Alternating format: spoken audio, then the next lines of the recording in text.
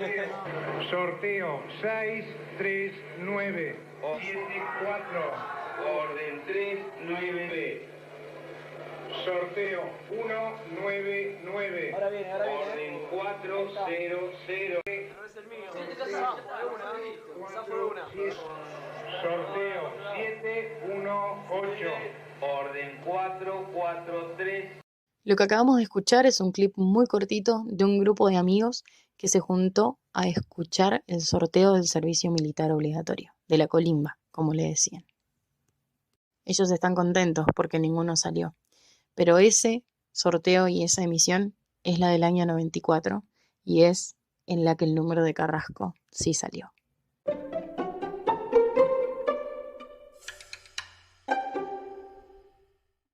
Hola, ¿qué tal? ¿Cómo andan? Mi nombre es Mila. Bienvenidos y bienvenidas a un nuevo capítulo de Puede Pasarte Podcast. En nuestro episodio 11 tenemos al caso Carrasco.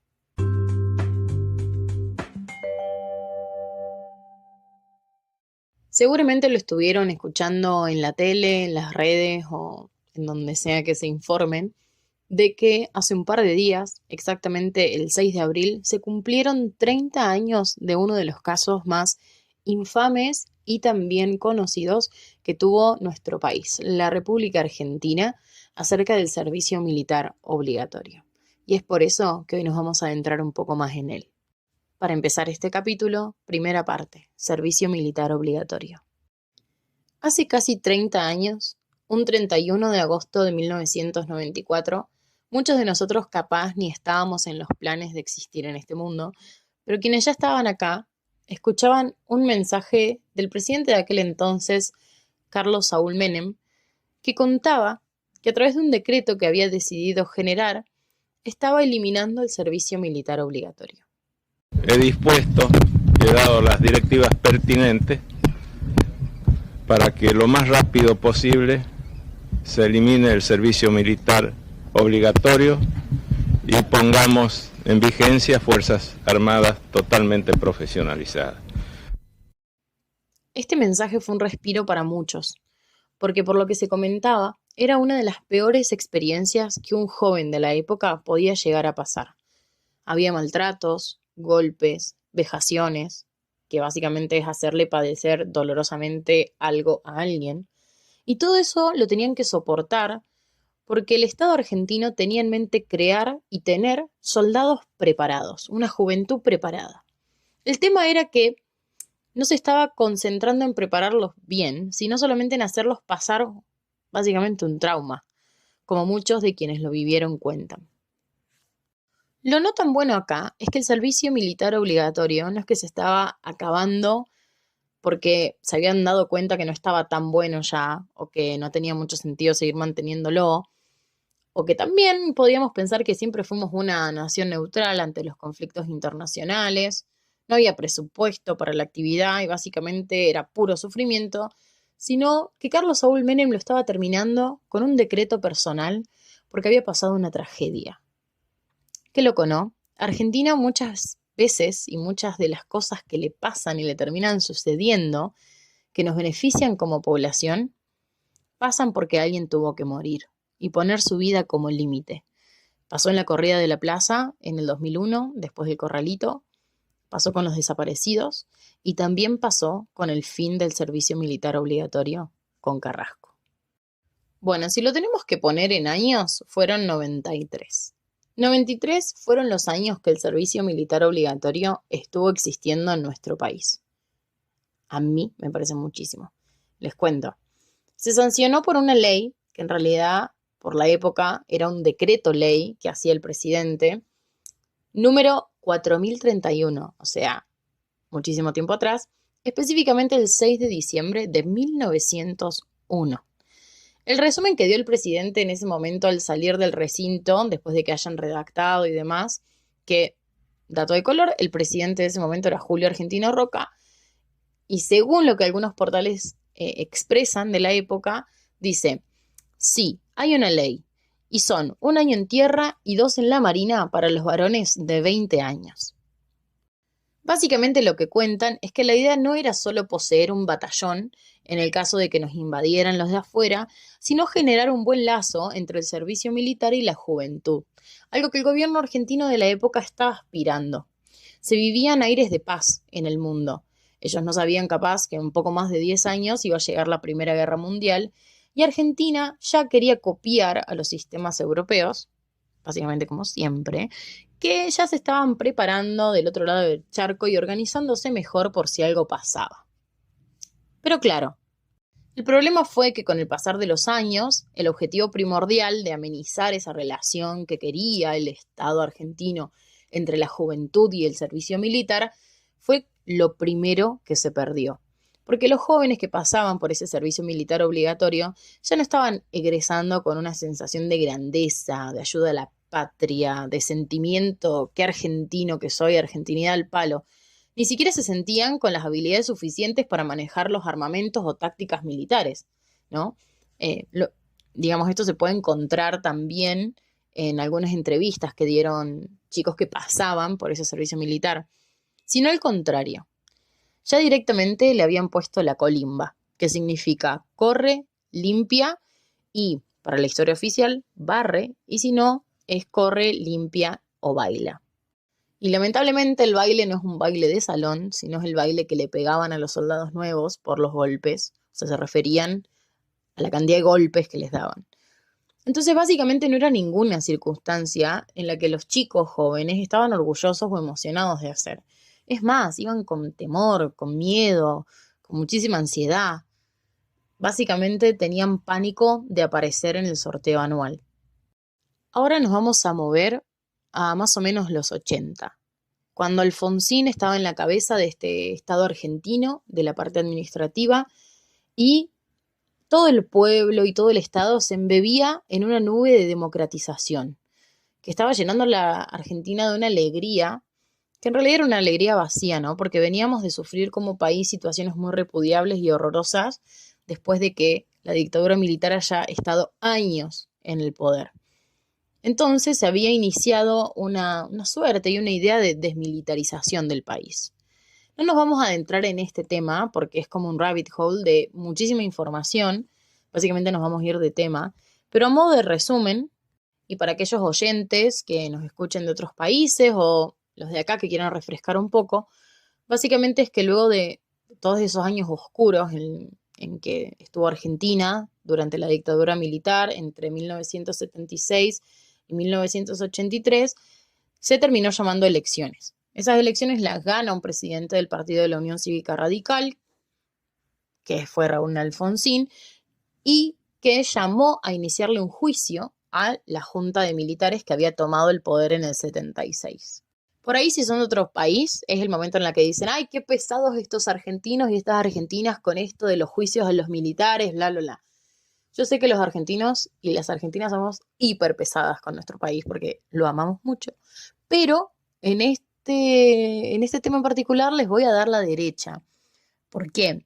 Porque fue muy importante ese juicio, no solamente para Argentina, sino para el mundo entero. ¿Pero por qué fue tan importante? Bueno, se dice que fue el juicio a los militares más importantes desde el juicio de Nuremberg. Y básicamente es porque se llevó a juntas militares y a personas que tenían los más altos cargos y rangos de la milicia de un país a un juicio penal común, o sea, un juicio civil, ¿no? Condenados con penas que fueron crímenes de lesa humanidad como una persona común. Hasta ese entonces, todos los militares se manejaban y vivían bajo una regla del derecho militar y tenían juicios militares, ¿no? Entonces, básicamente era como que todas estas cosas que nosotros tenemos en la vida civil, nuestros derechos y nuestras obligaciones, medio como que si ellos se la mandaban, eran los propios militares los que los iban a juzgar. Entonces, casi siempre pasaba que esos militares, bueno, hacían la vista gorda en un montón de cosas, porque básicamente eran sus compañeros a los que estaban juzgando. Pero esta vuelta, Alfonsín y todo el equipo, como podemos ver en la película maravillosa, protagonizada por Ricardo Darín, ¿no? Tenemos el juicio a los militares, un juicio civil, como cualquier otra persona, como cualquier otro hijo de vecino o hija de vecina. Bueno, y habiendo cerrado este paréntesis de por qué fue tan importante el juicio, vamos a dar un paréntesis que tampoco es todo color de rosas en la Argentina, porque también me parece muy importante tirar este dato, que es que por más de que haya habido mucha alegría y albedrío en Argentina, porque Alfonsín era re bueno y teníamos el retorno de la democracia y teníamos militares en juicio y demás, la verdad es que Alfonsín después no las hizo él, por supuesto, porque las leyes las hace el Congreso, pero presentó 2 leyes que fueron aprobadas, que se llamó la Ley de Punto Final y la Ley de Obediencia Debida. Tampoco es algo que vamos a tratar hoy, porque son justamente leyes y temas muy importantes, pero me parece interesante decirlo, ¿no? Alfonsín buenísimo, el retorno a la democracia bárbaro, pero también teníamos todo este lado. Bueno, ahora sí. Bueno, vimos entonces que no tenemos un marco de situación cuando pasó lo del caso Carrasco y que trajo el fin del servicio militar obligatorio, es que después de toda esta historia que estuvimos contando, claramente teníamos un pueblo argentino que no tenía ganas de seguir escuchando, viendo a los militares en acción.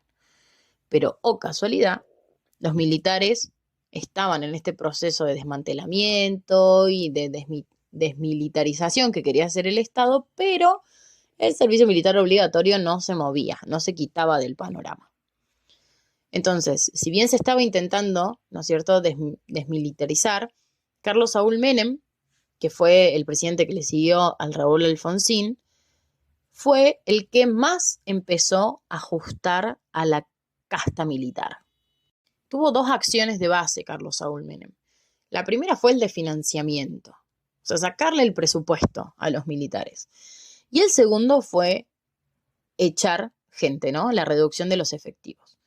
El problema acá era que si vamos a desfinanciar un espacio militar y también vamos a desmantelar a quienes los están llevando a cabo, o sea, todos los militares y los vamos a echar, pero dejamos el servicio militar obligatorio para los jóvenes, estamos ante una ecuación que no va a tener un buen resultado, o sea, que va a ser un resultado muy negativo. Al fin y al cabo tenemos a jóvenes que no quieren hacer lo que están haciendo en manos de personas que están enojadas con el sistema, que están desfinanciadas y que echaron a muchos de sus compañeros. Entonces, y además, me estaba olvidando, que están intentando reponer el buen nombre de ser militar en un país donde existió hace muy pocos años la dictadura militar. Básicamente, ese es el marco que nosotros tenemos del servicio militar obligatorio en la Argentina. Habiendo finalizado esto, vamos con la segunda parte, Omar Carrasco.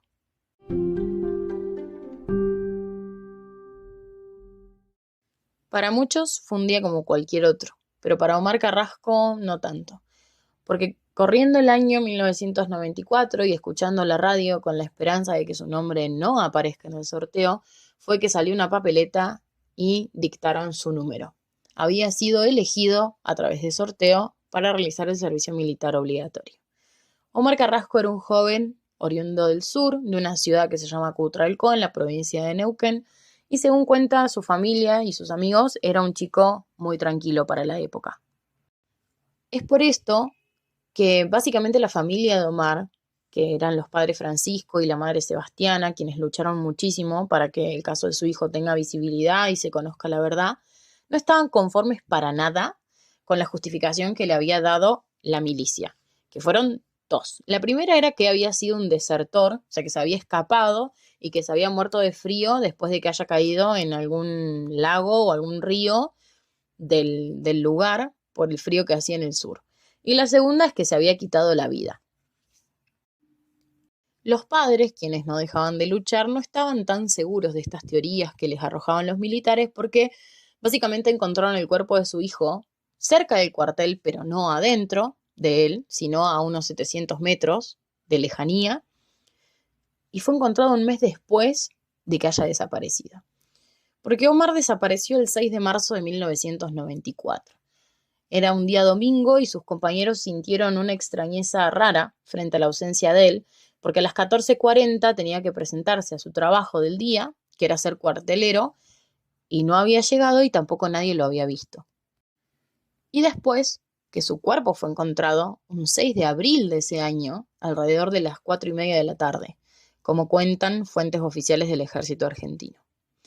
También, si vemos los expedientes, podemos notar algo bastante extraño, que es que encontraron su cuerpo mojado, con el torso desnudo y un pantalón de estilo militar mucho más grande que el de su talla normal y que no solía usar alguien de su rango. Entonces todo esto empezó a levantar muchas sospechas. E inclusive había ya algunos peritos que estaban trabajando una vez que se empezó con la investigación, porque recordamos que ante cualquier muerte dudosa se tiene que empezar a investigar. Y bueno, los peritos, capaz es importante decir que una persona que es perito es una persona experta en alguna materia, ¿no? Entonces lo que hacen es generar un peritaje o un informe que dan su opinión teniendo en cuenta su experiencia en ese tema. Entonces, si nosotros tenemos, no sé, el perito de balística es una persona que se dedica justamente a tener experiencia y haber estudiado cuestiones de balas y demás, de armas de fuego. Entonces, cuando pasa algo, llamamos a esa persona que nos hace un informe acerca de cuál bala es la que se usó, qué calibre se usó, etcétera, etcétera. En este caso teníamos peritajes de investigación. ¿Qué decían estos peritos? Básicamente entendían para ellos que Carrasco no había fallecido el mismo día que había desaparecido hace un mes, sino que había sido atendido clandestinamente en el hospital militar y luego habría fallecido. Esta teoría empezó a correr por, supuestamente, algunas heridas limpias y curadas que tenía Carrasco cuando encontraron su cuerpo. El tema acá es que por suerte la familia comenzó a insistir muchísimo en empezar con una investigación desde un espacio civil y no militar. Y como vimos anteriormente, esto es algo que estaba dado ya hace un par de años.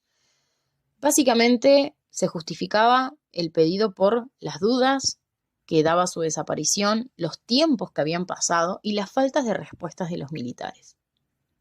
Esa investigación neutral y civil comenzó y lo primero que se hizo fue una autopsia. Y en esa autopsia se determinó que Omar, lo que le había quitado la vida, habían sido golpes. Muchísimos golpes que habían generado una hemorragia interna de su cuerpo. Por supuesto que todo esto empezó a estar en las noticias, ¿no? Corrían los años 90, casi nos acercábamos a los 2000, la gente estaba muy conectada y este caso daba de qué hablar. Entonces el descontento social solo crecía y crecía e hipercrecía para las Fuerzas Armadas Argentinas, también en contra del servicio militar obligatorio. Más que nada, también la investigación generó mucho más, no sé si odio, pero sí una opinión negativa del servicio militar. Un par de meses después de que el cuerpo de Omar fue encontrado, específicamente el 6 de julio del 94, es que empiezan a ser procesados por la justicia algunos de los posibles acusados. O sea, quien procesa es el fiscal llama a cierta gente a que se apersonen y den su testimonio. Y acá es cuando empieza la tercera parte del juicio.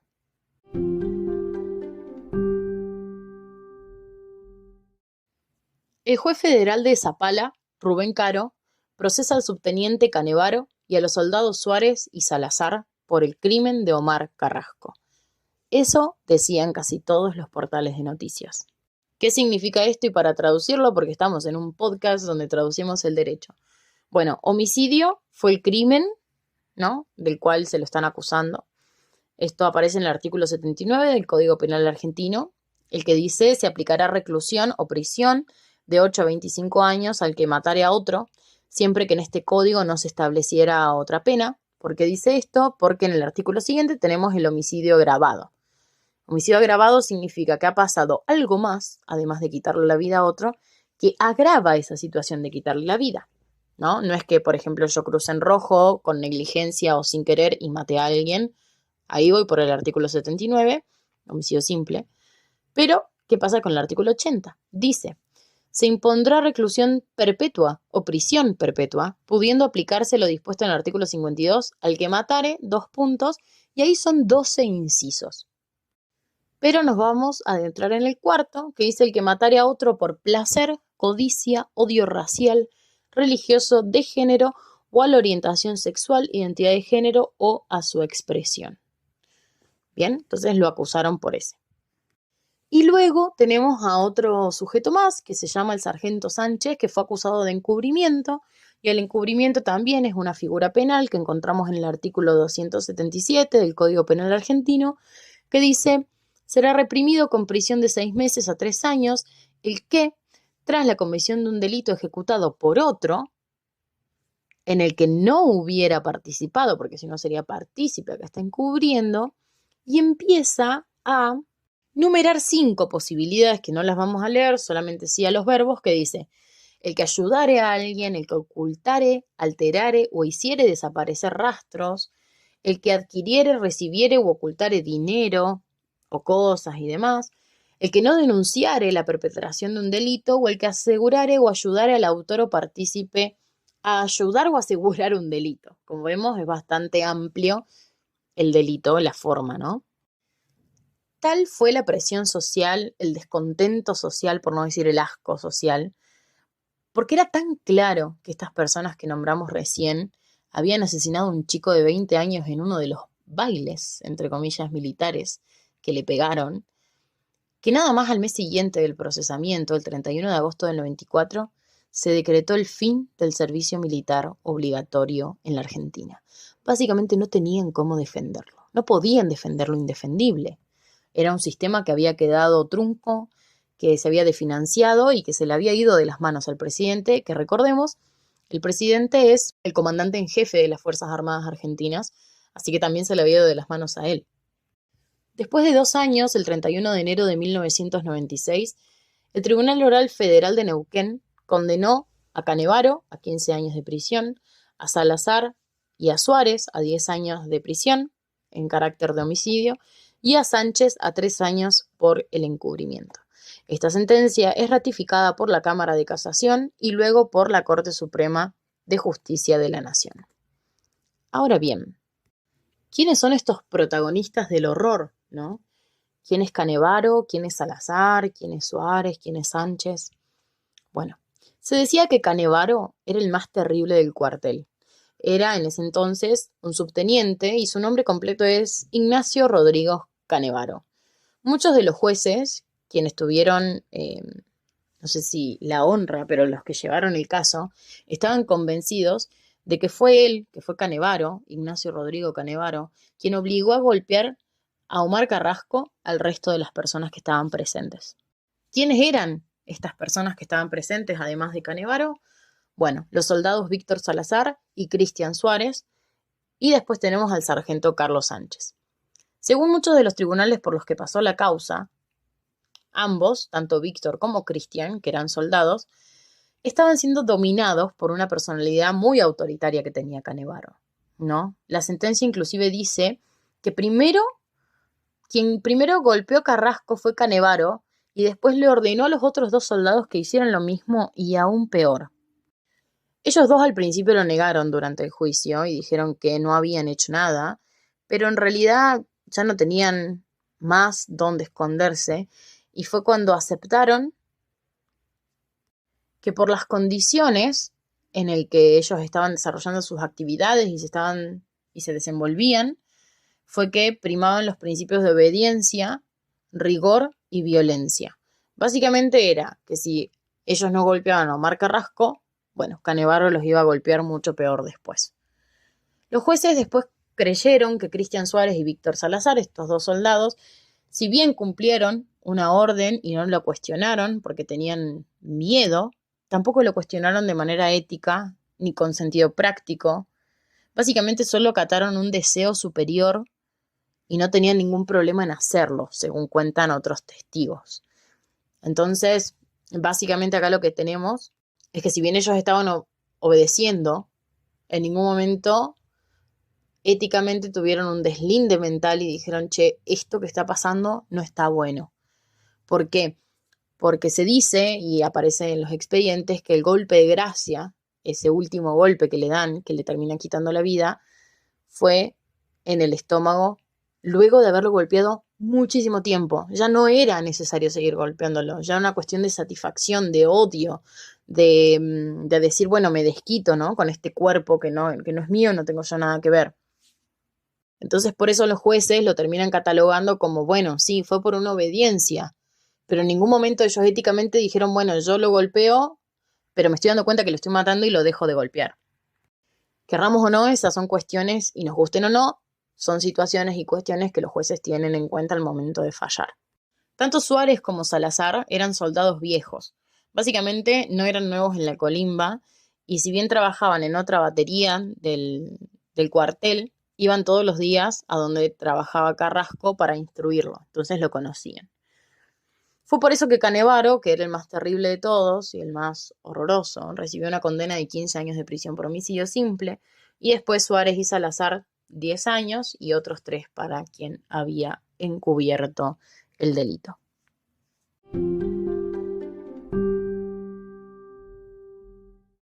Bueno, hemos terminado un poco el proceso histórico de la situación que llevó a que el servicio militar obligatorio culmine en la Argentina. Entiendo que hay muchísimos países en los que sigue existiendo. Acá claramente no. Lastimosamente tuvo que suceder algo tan grave como la muerte de un chico que, como cuentan todos, y si nos ponemos a investigar un poco, era una persona excepcional, muy amable. Nadie tenía nada negativo para decirle, inclusive decían que era callado, que era una persona que no quería tener problemas y que tal vez eso era lo que le había generado esta libertad a sus mayores en el servicio militar obligatorio de poder golpearlo y abusar de él, básicamente.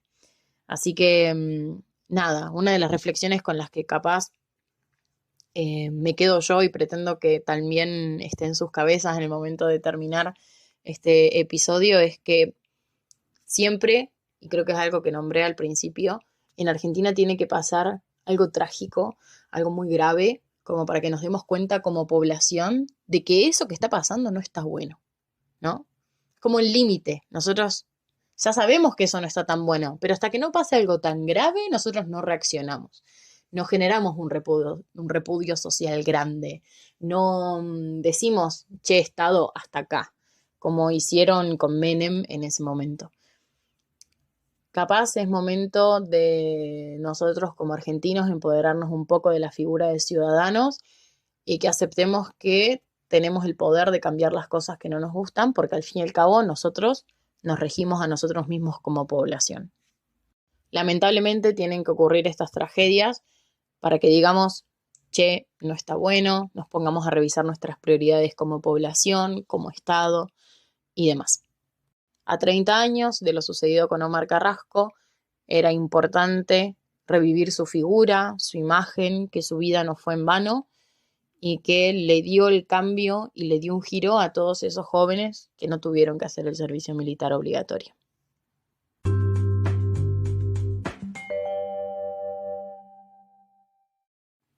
Si estás todavía acá y te quedaste hasta el final, muchísimas gracias. Mi nombre es Mila Kekut, tu abogada amiga que siempre va a estar intentando bajarte el derecho a palabras más simples. Nos pueden encontrar en Instagram como @puedepasartepodcast. Ahora también tenemos un canal de YouTube, Puede Pasarte Podcast. Estamos, valga la redundancia, como podcast y como videos. Así que no solamente ahora estamos en Spotify, sino que nos ampliamos un poquito más. Cualquier duda, consulta, siempre nos pueden mandar ahí, nos pueden seguir en Instagram, suscribirse en YouTube, la verdad que nos ayudan un montón. Así que muchísimas gracias por escuchar un nuevo capítulo. Esto fue capítulo 11, episodio 11, Caso Carrasco. Los espero en otro más.